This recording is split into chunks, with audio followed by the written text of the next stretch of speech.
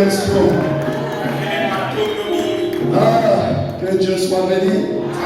Après le fait de Dolisie, Shalom. Je suis une église bénie. Quelquefois, nous ne réalisons pas ce que Dieu fait pour nous. Mais je répète, je suis une église bénie. N'entrez pas dans les habitudes. Ne vous habituez pas avec Dieu et sa présence. Ne vous habituez pas avec le pasteur. Parce que quand on s'habitue, et c'est humain de s'habituer,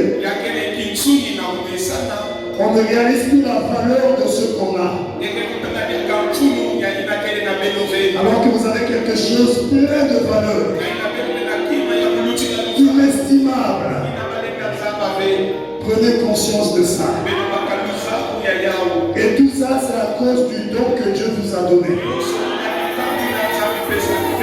Oui. L'onction vient de la tête. Je ne suis pas venu apporter l'onction ici. L'onction était déjà là depuis. Dieu a conduit son serviteur à commencer l'œuvre ici à Dolisie. C'était parce que Dieu voulait régner parmi son peuple. Et année après année, il ne cesse de le confirmer. Et de confirmer son serviteur. Prenez conscience de ça. Et prenez au sérieux tout ce qu'il vous enseigne.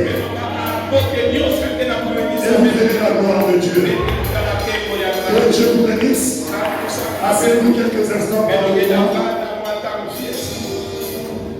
Nous sommes heureux d'être ici et de bénéficier de la grâce que Dieu vous a accordée ici. C'est pas pour moi des moments inoubliables. Vous savez, Dieu n'est pas dans le nombre de personnes. Il y a peut-être des églises ici dénominationnelles plus grandes que notre église. En nombre. Ou des églises mieux construites peut-être. Mais ce qui fait la beauté d'une église et la qualité d'une église, c'est la qualité de l'esprit qui est là et du caractère des croyants qui vont là. Gardez cette chose que vous avez. Comment garder cette présence-là? Pas seulement ici à l'église, mais elle doit être dans ta vie de tous les jours. Comment garder ça? Soyez toujours plein de crainte de Dieu. Obéissez à sa parole. Plaisez-lui. Priez beaucoup. Soyez en communion avec lui. Avant de faire une chose, posez-vous la question, qu'est-ce que disent les Écritures? Est-ce que les Écritures me permettent de faire telle chose? Ça montre que vous avez la crainte de Dieu, vous voulez lui plaire. Et Dieu ira avec vous de gloire en gloire. Il a promis ça. De nous amener de gloire en gloire. Que le Seigneur soit loué. Nous sommes au 7e jour de nos réunions. Depuis que je suis venu, que j'ai commencé le dimanche là-bas. Et bientôt nous allons terminer, je vais rentrer, puisque nous avons la réunion de demain et celle du dimanche. Les deux dernières. Et comme je l'ai dit, pour moi, ça sera des moments inoubliables. D'abord, par la communion que j'ai avec notre pasteur Abraham chez lui. Quelquefois, on n'a même plus envie de partir. Et par ces moments bénis que je passe aussi avec lui. Parce que vous savez, avant que nous sortions de la chair en train de vous servir, en train d'être utilisé par Dieu pour vous, Dieu aussi nous bénit aussi, nous amis. Est-ce que vous croyez ça? Et je remercie le Seigneur pour cela. Que Dieu vous bénisse. Qui est venu la première fois aujourd'hui? Levez seulement la main pour qui est venu la première fois. Ah, que Dieu te bénisse, ma soeur. Que Dieu te bénisse. Je vois là-bas. Qui est encore venu la première fois? Que Dieu vous bénisse. Soyez tranquille et sachez qu'il est Dieu. Toutes ces manifestations-là, c'est la présence de Dieu parmi son peuple. Et Dieu, comme il n'est pas mort, notre Dieu est vivant. Il vit au milieu d'un peuple vivant. Et Dieu se manifeste par ses caractéristiques. Il a des caractéristiques qu'il identifie. Et c'est lui qui est ici. Et ma prière, c'est qu'il accomplisse le but pour lequel il vous a conduit ici. Quand vous avez été invité par une connaissance ou un parent ou qui que ce soit, mais je veux te dire que c'est Dieu qui t'a appelé ici. Si seulement tu peux discerner ça, si tu peux comprendre ça, alors tu recevras ta bénédiction. Alors nous allons nous lever pour lire la parole de Dieu. Je ne veux pas durer. Je ne veux pas durer. Hier, j'ai respecté le temps. On a passé plus tard. Avant-hier, j'avais oublié le temps. Et aujourd'hui aussi, par la grâce de Dieu, nous n'allons pas durer. Nous allons lire les Écritures. Nous lisons dans Romains 8, vous connaissez. Jérémie 29, 11, là où il est écrit, car je connais les projets que j'ai formés pour vous. Projets de paix et non de malheur. Afin de vous donner un avenir et de l'espérance. C'est la deuxième écriture. Mais là, nous n'allons lire que Job chapitre 22. Du verset 21 au verset 30. Il est écrit à partir du verset 21. Nous parlons des dessins, le dessein de Dieu. Et nous sommes en train de parler de la nature des desseins que Dieu a pour nous. Et nous avons montré que Dieu, qui n'a pas pour nous des projets de malheur,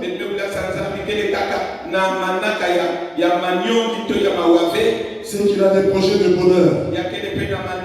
C'est pourquoi nous voulons continuer de parler de ce bonheur-là. Pas le bonheur dont pense le monde, mais le véritable bonheur. Tout le monde allait dans les boîtes. Tout le monde allait dans les boîtes de nuit. Aller dans les buvettes danser. C'est ça la vie. Mais pour Dieu, c'est la mort. Pour eux, ils croient que c'est ça le bonheur. Pour Dieu, c'est le malheur. Le véritable bonheur est décrit dans la parole. Est-ce que vous comprenez? Et vous devez savoir à quel bonheur vous devez vous attendre quand vous venez à Dieu. Job 22, verset 21. Attache-toi donc à Dieu et tu auras la paix. Pas de paix si tu ne t'attaches pas à Dieu. Et le moyen par lequel on s'attache à lui, c'est en naissant en lui, en recevant le Saint-Esprit. Tu es alors attaché, lié à Dieu. Et tu auras la paix. Tu jouiras ainsi du bonheur. La paix et le bonheur marchent ensemble. Tu ne peux pas être dans le bonheur si tu n'as pas la paix. Tu Dieu donne la paix et le bonheur. Reçois de sa bouche l'instruction. L'instruction. Et mets dans ton cœur ces paroles. Les paroles de Dieu. Tu seras rétabli si tu reviens au Tout-Puissant. Si tu éloignes l'iniquité de ta tente. Tu ne peux pas jouir du bonheur de Dieu si tu vis dans l'iniquité. Et l'iniquité, c'est de savoir ce que la parole déclare et de ne pas le faire. Ou tu sais que la parole ne veut pas ça, mais toi tu fais quand même. Ça, c'est l'iniquité. Si tu éloignes l'iniquité de ta tente, tu seras rétabli si tu reviens au Tout-Puissant. Si tu éloignes l'iniquité de ta tente, jette l'or dans la poussière. L'or de fire parmi les cailloux des torrents. Et le Tout-Puissant sera ton or. Le véritable or, la véritable richesse, c'est Dieu. Tu peux être pauvre en argent, mais si tu as Dieu, tu es riche. L'argent n'a pas la solution à tous les problèmes. Et le Dieu que tu as reçu, il est la solution à tous les problèmes. Et le Tout-Puissant sera ton or, ton argent, ta richesse. Oh, quelle richesse! Ne veux-tu pas de cette richesse-là? Alors tu feras du Tout-Puissant tes délices. Tu élèveras vers Dieu ta face. Tu le prieras et il t'exaucera. Et tu accompliras tes vœux. À tes résolutions répondra le succès. Ce que tu dois entreprendre, quand tu vas l'entreprendre, le succès sera là. Sur tes sentiers brillera la lumière. Toutes ces choses, ça fait partie du bonheur que Dieu donne. Quelle est la lumière qui brillera sur ton sentier? La lumière de la colonne de feu.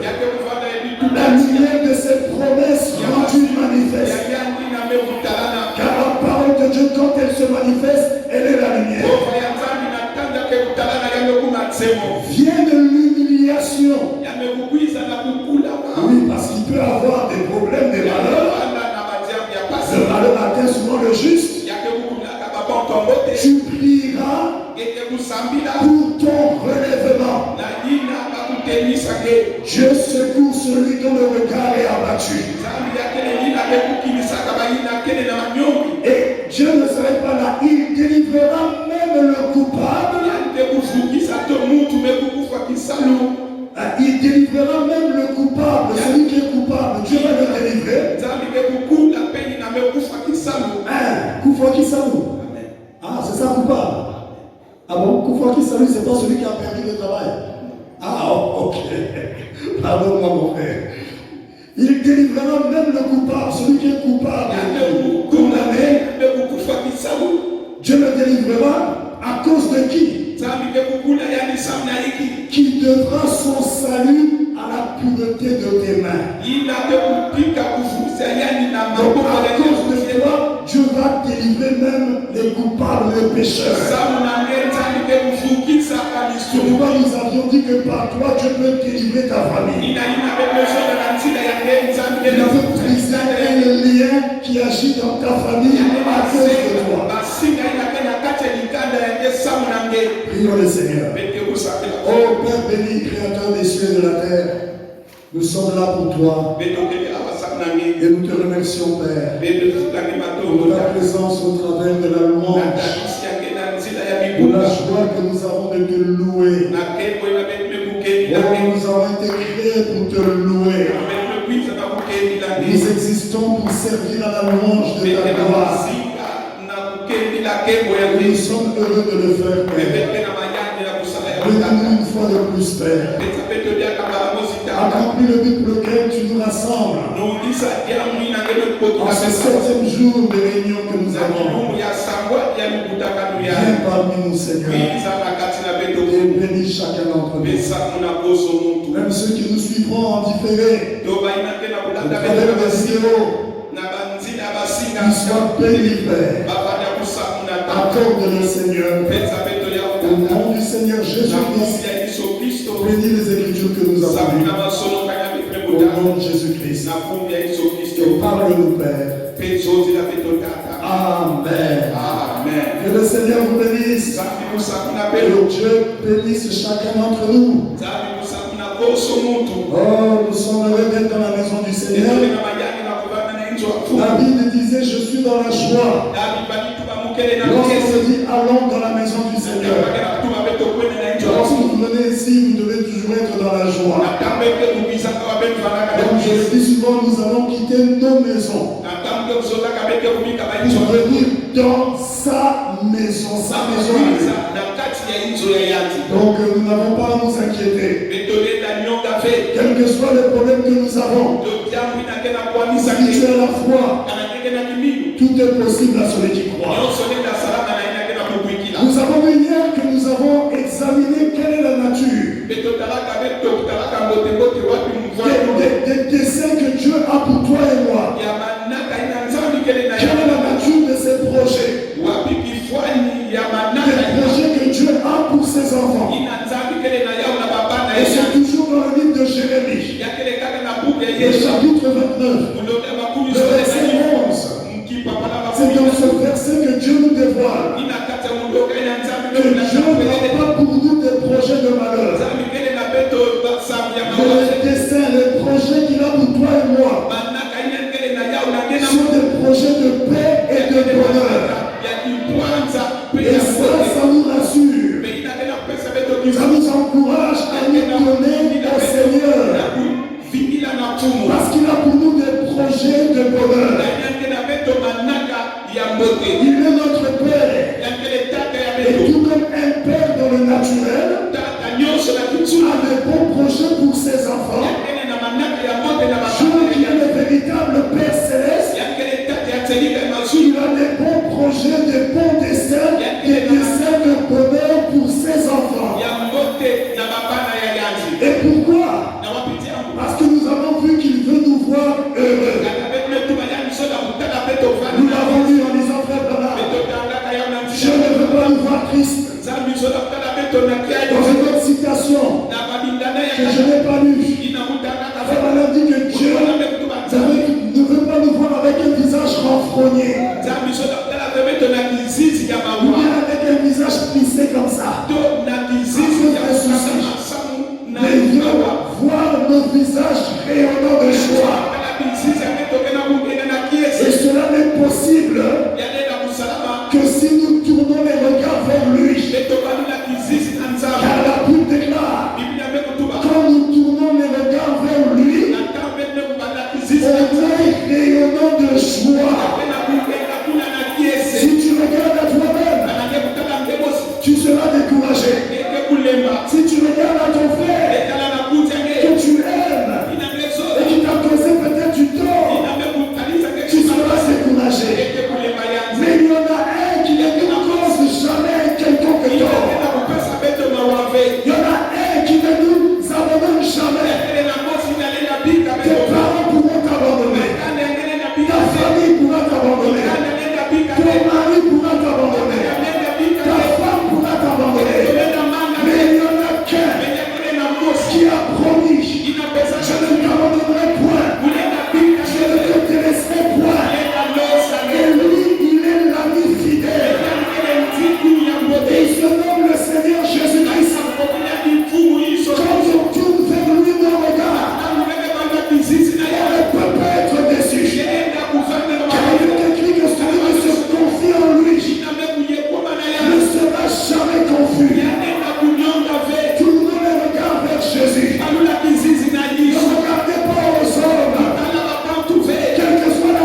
tentation, toi regarde toujours au Seigneur. Est-ce que tu es avec moi? Quel homme t'est promis et qu'il n'accomplisse pas? Ne te fâche pas. Regarde à Dieu. Dieu sait pourquoi il a permis ça. Lorsqu'on tourne vers lui nos regards, on est rayonnant de joie. On est dans le bonheur. Parce que le bonheur et la joie sont liés. Dieu veut nous voir heureux. Il veut nous voir dans le bonheur. Mais nous avons vu que le bonheur là est sous condition. Parce que rappelez-vous, les bénédictions de Dieu sont toujours sous bénédiction, sous condition. Il y a des conditions que tu dois remplir pour jouir des bénédictions de Dieu. Et pour le bonheur dont je parle, il y a aussi une condition que tu dois remplir. Et nous avons vu que c'est une condition que Dieu a placée pour nous permettre de jouir du bonheur qu'il nous a promis. Cette condition est de voir s'accomplir en nous le dessein principal de Dieu. Le premier dessein, le premier projet que Dieu a pour toi, quand il t'appelle à lui, c'est de venir habiter en toi. C'est le Saint-Esprit. Et nous avons lu frère Baba. C'est le dessein principal de Dieu. Et quand tu reçois le Saint-Esprit en toi, alors le bonheur va suivre. Parce que notre bonheur, nous en tant que fils et filles de Dieu, dépend de Dieu. Nous n'allons pas chercher le bonheur chez le diable. Le diable n'a pas de bonheur. Ce qu'il a n'est qu'une apparente bonheur. Satan n'a pas de véritable bonheur. Satan signifie tourmenteur. Comment quelqu'un qui est tourmenteur va te donner le bonheur? Il ne peut donner que ce qu'il a. Il ne peut donner que ce qu'il est. Le démon signifie tourmenteur. Et le chef des démons c'est Satan. C'est le tourmenteur. Il n'a pas de bonheur à te donner. Ce n'est qu'un bonheur apparent. Mais derrière ça cache le chaos. Et quand Dieu lui te donne le bonheur, c'est le véritable bonheur.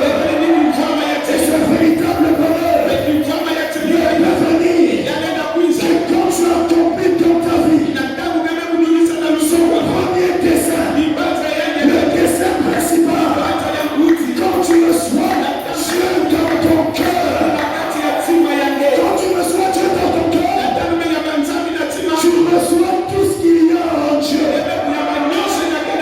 Est-ce que tu es avec moi? Est-ce que tu es avec moi?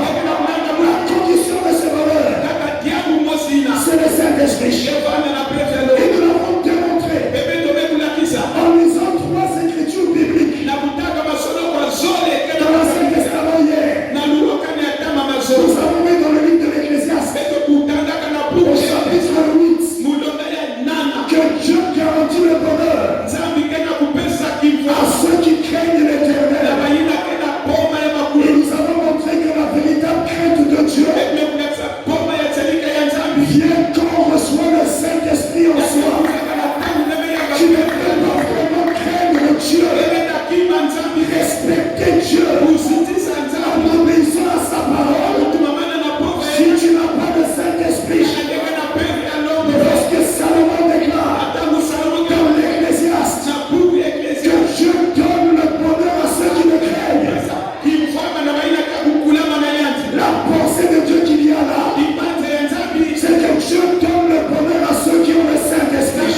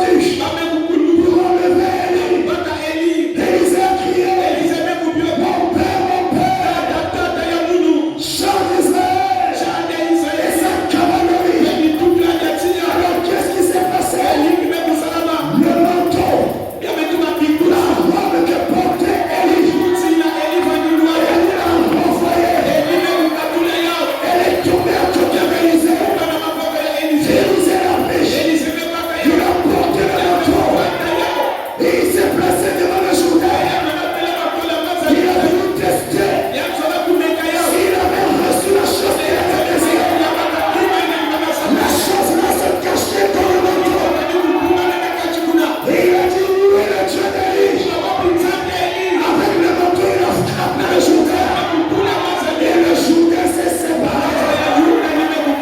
Notre Élie, c'est le Seigneur Jésus-Christ. Lorsqu'il est monté,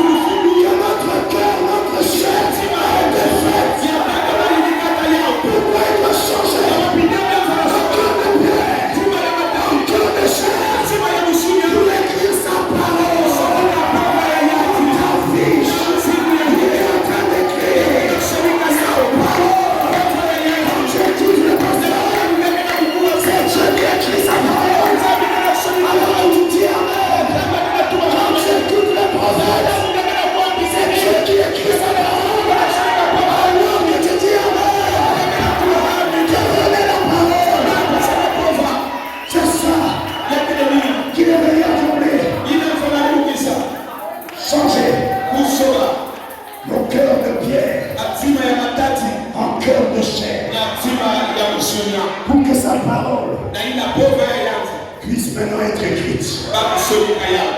La véritable Bible, c'est toi et moi.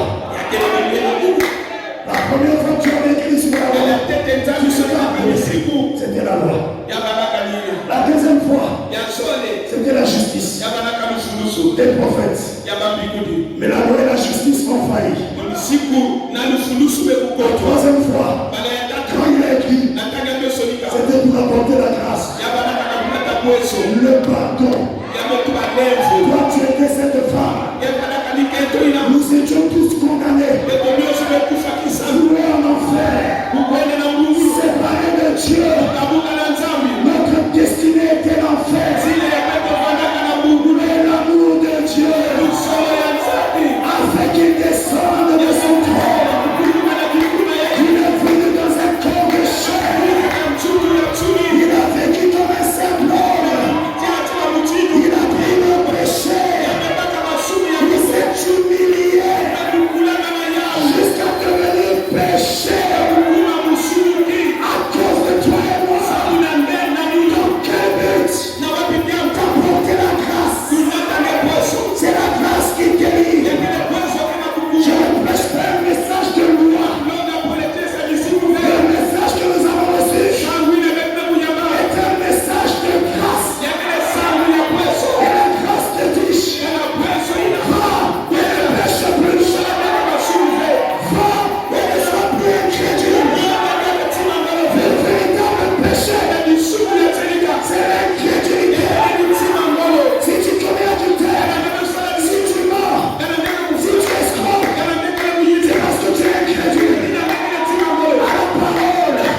Mais si tu crois à la parole, tu ne feras plus ça.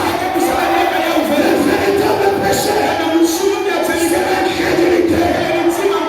Va et ne sois plus incrédule. Crois la parole. Crois le Seigneur. Et la parole va agir en toi. Elle va te transformer en son image et à sa ressemblance pour que tu deviennes la parole faite de chair. De la même manière que l'époux, Jésus-Christ est la parole faite de chair, l'épouse qui doit enlever doit devenir la parole faite de chair. Et le prophète déclare, vous devenez la parole faite de chair en mesure que vous recevez la parole. C'est pourquoi quand la parole sort, même si elle te condamne, ne fais pas tchanger, ne réserve pas, ne te justifie pas. Dis seulement Amen. Quand tu dis Amen, c'est pour dire Seigneur, tu as raison. J'ai tort. Je veux être ça. Et le Amen qui sort d'un cœur sincère. Je vois ça.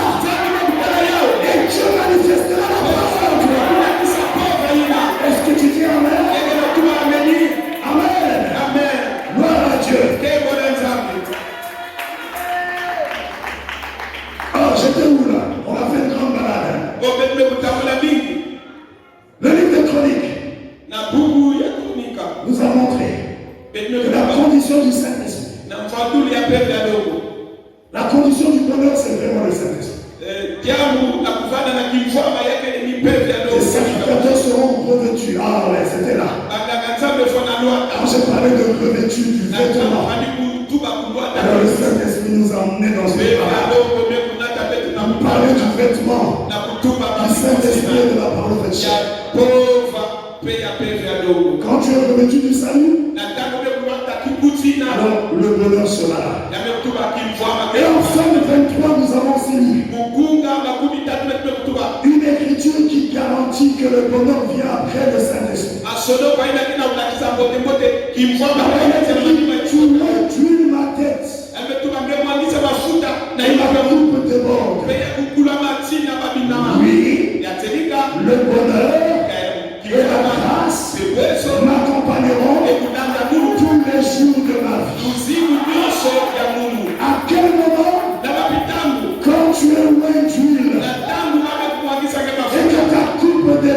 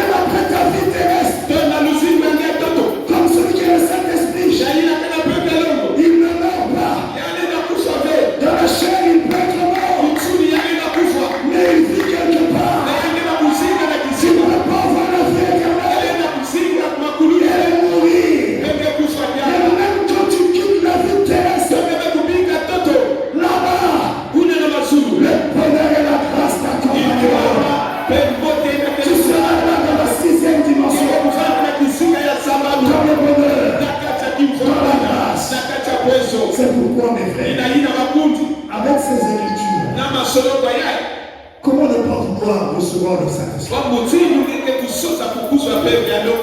Comment ne pas chercher à le recevoir quand tu sais que le véritable bonheur dépend de ça? Parce que toi tu appelles bonheur. Le diable te fait miroiter. Mais ce que tu appelles le vrai bonheur, ça dépend du Saint-Esprit.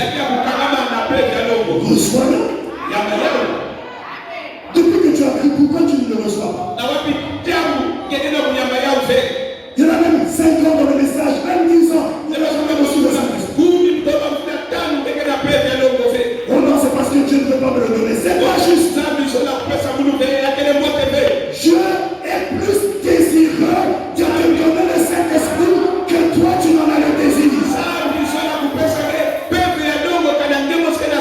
C'est le prophète qui déclare ça.